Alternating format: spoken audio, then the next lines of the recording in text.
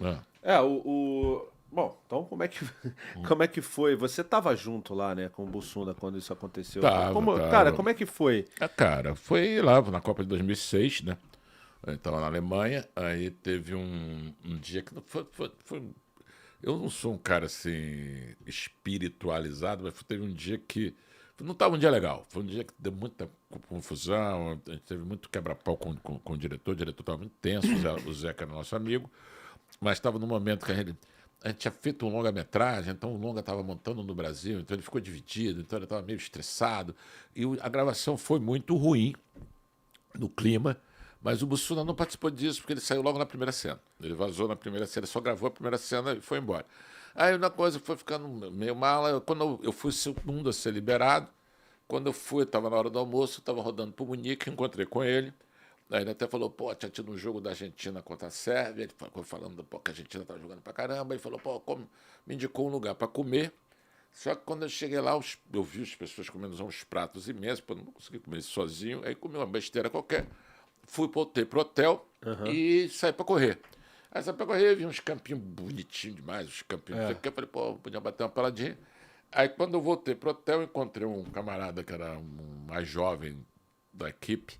Falei, pô, vamos armar uma peladinha. Ele, não, pode deixar que eu armo uma pelada, não sei o quê. Aí cheguei no quarto, liguei pro Beto, liguei pro Bussunda, vamos jogar pelada. E eu tinha comprado uma bolinha para dar de presente pros meus afilhados, que uma afilhada filha do Hélio, que era na época um molequinho, então eu tinha comprado Aham. uma bola infantil, pensei que a gente ia jogar assim meio uma brincadeirinha qualquer. E Sim. quando eu desci, ele já não só tinha arrumado uma bola de verdade, contra um time de contra, com uns meninos americanos, vai fazer Brasil contra os Estados Unidos, e um campo que era um campo mesmo, um campo society. Eu tinha visto uns campinhos, gol pequeno, eu pensei que a gente bateu uma Bobeira, rachinha. bobeirinha.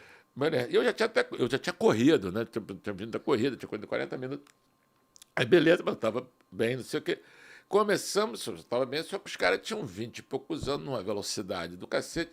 Aí os caras começaram 1-0, 2-0, 3-0, a gente fez lá um golzinho, não sei o quê. Teve uma hora que eu cheguei assim, não aguentava mais, eu falei, brother, eu vou pro gol, né? Eu nem me lembro nem que estava agarrando. Aí eu falei, deixa eu pegar. Quando eu fui pro gol, deu um minuto, o Bussunda chegou assim, não, quem vai pro gol sou eu. Quando eu falei isso, que eu tô morto.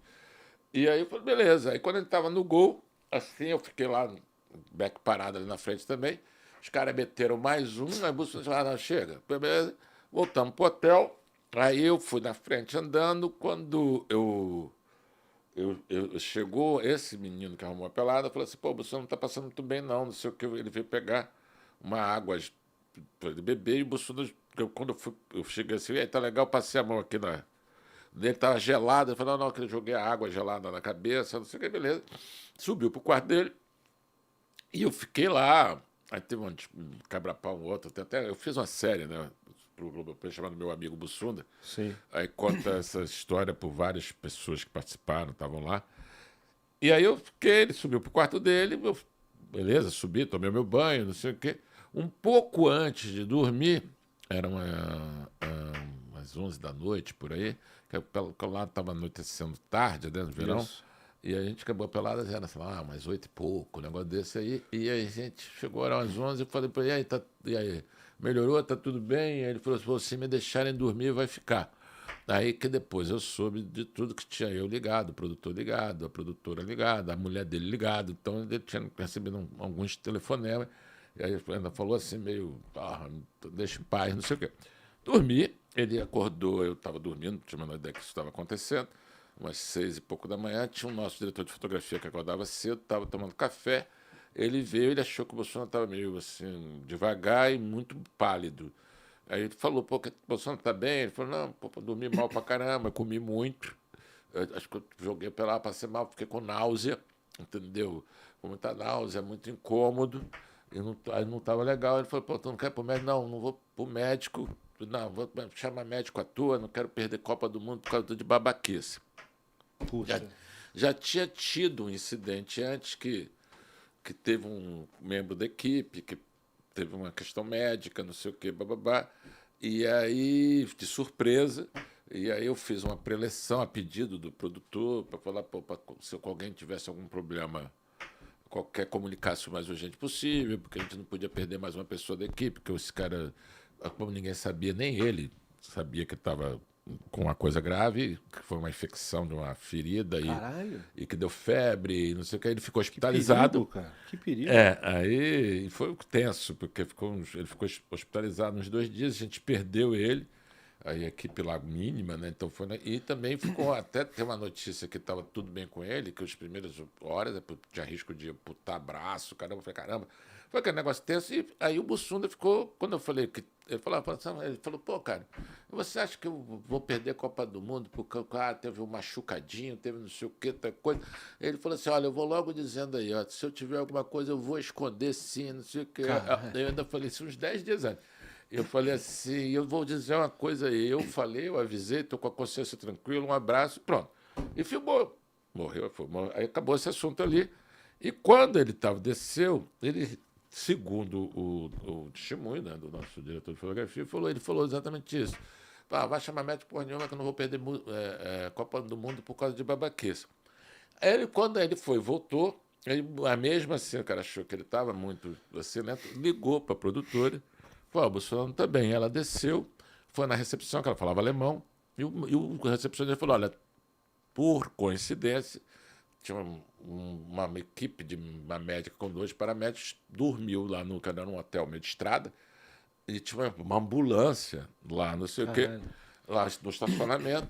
Aí esse cara falou, pô, tranquilo, ele estava no primeiro andar. Aí falou assim, aí os caras acordaram, a tal da médica subiu lá pro quarto do Bussunda, não sei o quê. Ele foi pro quarto dele, falou, se acontecer alguma coisa, vai passar aqui na minha frente, eu vou ver a ambulância. Como não veio ninguém, ele ficou tranquilo, não sei o que. O que aconteceu, que o Bussunda estava no segundo andar, no quarto em frente ao meu, e aí eu soube às 7 horas da manhã, sei lá o que, o diretor me ligou, falando que o Bussunda tinha tido uma parada cardíaca. Aí eu fui pro quarto de frente, ele estava no chão, deitado com os caras, com aquele Caralho. desfibrilador, né? E um cheiro de cabelo queimado, eu me lembro do cheiro até hoje. E aí, e a médica ali sentada, quando ela me viu, ela começou a gritar em alemão comigo, os caras, os paramédicos lá, os enfermeiros, sei lá, que me botaram para fora do quarto, fecharam o quarto. A gente ficou esperando a notícia, aí veio a notícia quando veio do falecimento dele. E aí depois, conversando com as pessoas, até nessa série também, as pessoas falando, o que aconteceu é que quando ele subiu para o quarto e essa menina foi chamar a paramédica, ela foi para o quarto dele. E aí a moça a médica começou a entrevistá-lo, perguntou o que foi. No meio das perguntas, que ela traduzia, não sei o quê, ele, ele apagou, caiu no chão, não sei o quê. Aí foram lá com o negócio todo, não sei o quê, bababá. Só que quando ele estava lá, assim, a maca não subia. O cara desceu para a ambulância, a maca não passava pela escada nem Puta pelo merda. elevador. Aí chamaram a gente para carregar ele, por isso que o cara lá embaixo não achou que estava tudo bem, porque o Bolsonaro não passeia. Sim. E aí, quando chamaram a gente para carregá-lo, porque na maca não podia trazer, a gente juntou tudo que é o homem da equipe. Quando a gente foi entrar na médica, ela falou, Já era. já era. E Caralho. aí foi aquela coisa, aquele desabamento, né, aquele soterramento. Todo mundo perdeu. Foi muito doido, que só quando eu fui fazer essa série, que foi quando completou 15 anos da morte dele, que foi no ar, que eu refiz o roteiro de volta, que eu não me lembrava. Porque o cara falou, não, a gente foi difícil voltar, a gente voltou no mesmo dia. Não, que eu só arrumei um avião, vocês fizeram escada de Frankfurt para Londres. Cara, não tinha a Não menor lembra de ideia que nada, parei, né? fiz escala, não lembro de nada. Entendeu? De nada, nada, nada mesmo. Fui me lembrar, depois de tudo, no velório. Entendeu? Foi um sacode. E passou muito tempo, né? E foi interessante, eu sempre falo isso, porque teve uma coisa importante nesse dia também, porque a gente estava lá todo mundo transtornado, não sei o quê. Aí veio a notícia do chefe de esporte na época, falando que a gente tinha que dar alguma pronunciamento oficial, não sei o que, antes que começasse um monte de boato. E aí, falando como eu era o redator final para eu fazer isso, mas que estava lá embaixo, o cara queria conversar comigo, que estava ele com o Galvão Bueno. Eu falei, pô, eu não estava no ânimo de dar entrevista, né? Eu falei, pô, mas desci assim, caramba, o que eu vou falar? Não quero falar, tinha chorado pra caramba, não sei o quê. Aí o Galvão chegou e eu conhecia ele de Copa do Mundo, a gente participou dos programas de Copa, não sei o quê, mas a gente não era íntimo. Ele participou também uma vez do Caceta, mas assim, aí ele chegou assim, olha, não vim aqui falar nada, eu só vim aqui dizer para você falar para os outros que as pessoas não sabem, mas eu era realmente amigo do Ayrton Senna. Eu era amigo dele mesmo, e quando ele morreu, eu estava lá transmitindo a corrida, eu fiquei completamente fora de mim e achando que, pô, caramba, não sei o que, eu vou dar só um conselho para vocês só saem dessa trabalhando. Se vocês pararem, não sei o quê, o dia fica enorme, o dia. Falou, foi um conselho super. Eu acho que a gente não tinha outra alternativa também, entendeu? É. Até teve uma coisa interessante, porque. Mas interessante ele dar Foi super legal, até porque ele não tinha a menor obrigação disso, Não, não lógico. tinha o menor vínculo com a gente, foi uma coisa completamente generosa. E até ele tem uma fama de ser um cara difícil, não sei o quê, mas com a gente, nessa coisa, ele foi. Pô, super. Mas é isso. Diga. Não, você falou que tem até uma coisa curiosa, você ia contar? Cara, não, contar essa negócio do Galvão, acho que era isso, não me lembro. Essa negócio do Galvão. Essa Porra. história que ele chegou lá e. E você apagou as memórias da sua cabeça, né? Não, a coisa, muita coisa.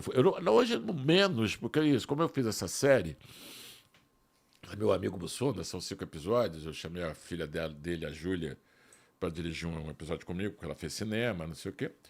E aí, obviamente, eu revisitei essa história e muita coisa não foi nem revisitar, foi conhecer, porque também teve a versão das outras pessoas. Esse camarada que estava no café da manhã, eu estava dormindo. Então, vários detalhes, assim, o voo da volta, porque o produtor geral. Eu lembro que eu liguei para ele e falei assim: pô, não, tira da gente daqui o mais rápido que você conseguir, cara. Porque a gente queria voltar, sair da Alemanha, não sei o que, não queria continuar lá. Então, ele produzindo esse show todo, essa coisa, mas depois ele ficou despachando todo, ele acabou sozinho lá, não tinha nem com quem dividir o luto. E ele foi contando a história dele. Eu falei, pô, eu fiquei com dó do cara. E era amigo nosso, né? Então, assim, várias pessoas que foram contando. Então, hoje, eu tenho várias lacunas preenchidas por causa das memórias dos outros, entendeu? Mas durante muito tempo, eu tinha uns lapsos que eu não me lembrava de. É um trauma, né? Você dá o disjuntor, faz assim, né? Apaga. Foi difícil pra todo mundo, cara. Eu lembro, era um dos cacetas mais populares. Era o preferido de muita gente. Não, era o mais popular. Não era um dos. O Bussunda, a gente teve essa sorte que o Bussunda era, obviamente, o principal, né? O cara que mais aparecia. E ele era muito low profile. Ele não era um cara. Assim, todo mundo foi meio afetado um pouco pelo sucesso, por alguma vaidade, algum nível. E o Bussunda sempre foi muito zen em relação a isso. Então ele não era esse band leader que estressa, entendeu? Que é foda, Michael Jordan, que é foda pra caramba, mas todo mundo chega no nível todo mundo fala, o cara era.